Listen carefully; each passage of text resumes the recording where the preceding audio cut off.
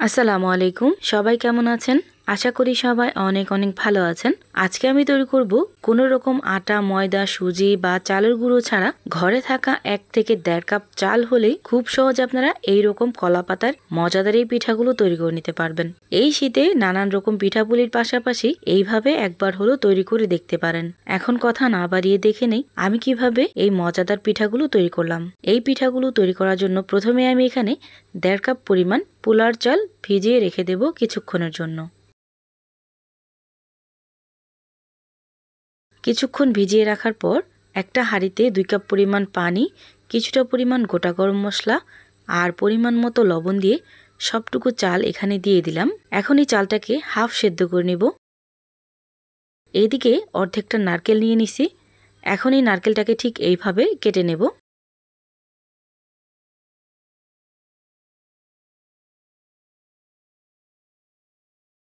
এদিকে চালটা কিন্তু হাফ সেদ্ধ হয়ে গেছে।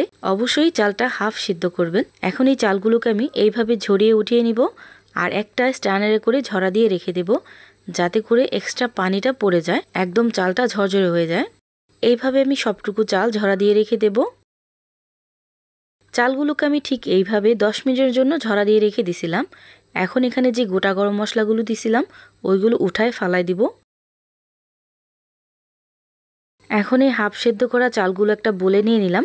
এখন দিয়ে দিলাম নারকেল কুচি। নারকেলটাকে আমি ঠিক এইভাবে গোটা গোটা করে দিয়ে দিলাম, এতে করে পিঠাগুলো খেতে ভালো লাগবে। এখন দিয়ে দিব কলা। এখানে আমি 4টা কলা ব্যবহার করছি, আর কলাটা যত নরম হবে তত কিন্তু পিঠাগুলো ভালো হবে।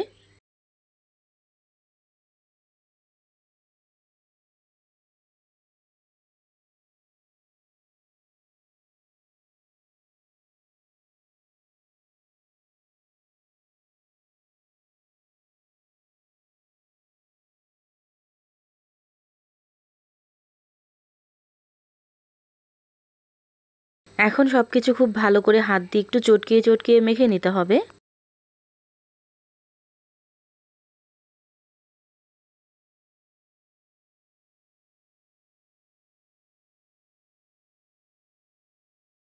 দিয়ে দিলাম কিছুটা পরিমাণ লবণ। লবণটা অবশ্যই আপনারা চেক করে তারপর ব্যবহার করবেন। দেখতে সাদামাটা হলেও পিঠাগুলো খেতে কিন্তু হয় অনেক বেশি মজাদার। এই পিঠাটা মূলত বিন্নি ধানের চাল দিয়ে তৈরি করা হয়। যেহেতু বিন্নি ধানের চালটা অ্যাভেলেবেল না, এই জন্য পোলার চাল দিয়েও আপনারা তৈরি করে খেয়ে দেখতে পারেন। এখন এখানে দিয়ে দিলাম প্রায় 1 কাপের মতো কনডেন্স মিল্ক। এখন আবার সবকিছু একসাথে খুব ভালোভাবে মিশিয়ে নিব। এখানে আপনারা চাইলে কনডেন্স মিল্কের পরিবর্তে ঘন করে রাখা লিকুইড দুধ জাল করেও ব্যবহার করতে পারেন, কিছুটা পরিমাণ চিনি দিয়ে। এভাবে আমি পিঠার এই মিশ্রণটাকে রেডি করে নিছি।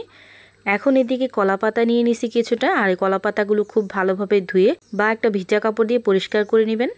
এখন ঠিক এইভাবে আমি এই পিঠাগুলো বানিয়ে নিব।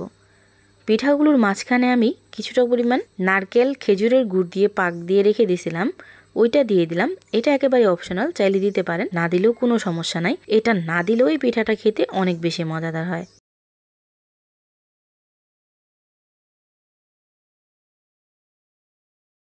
এখন ঠিক এইভাবে কলা পাতাটাকে মুড়িয়ে নিব, আর ঠিক এইভাবে সবগুলো পিঠা তৈরি করে নিব।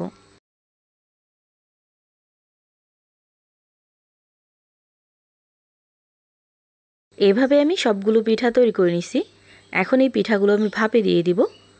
আপনারা যে কোনোভাবে এই পিঠাগুলো ভাপ দিয়ে নিতে পারেন। এইভাবে সবগুলো পিঠা দিয়ে দিলাম। এখন ঢাকনাটা লাগিয়ে 10 থেকে 15 মিনিটের জন্য অপেক্ষা করব। প্রায় 10 থেকে 15 মিনিট পর ঢাকনাটা আমি উঠিয়ে নিলাম। এখন কিন্তু এই পিঠাগুলো অনেক বেশি নরম আছে।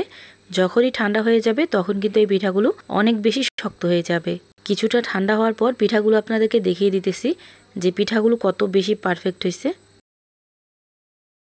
এভাবে একবার হলো বাসায় তৈরি করে দেখতে পারেন। ইনশাল্লাহ আপনাদের কাছেও খুবই ভালো লাগবে।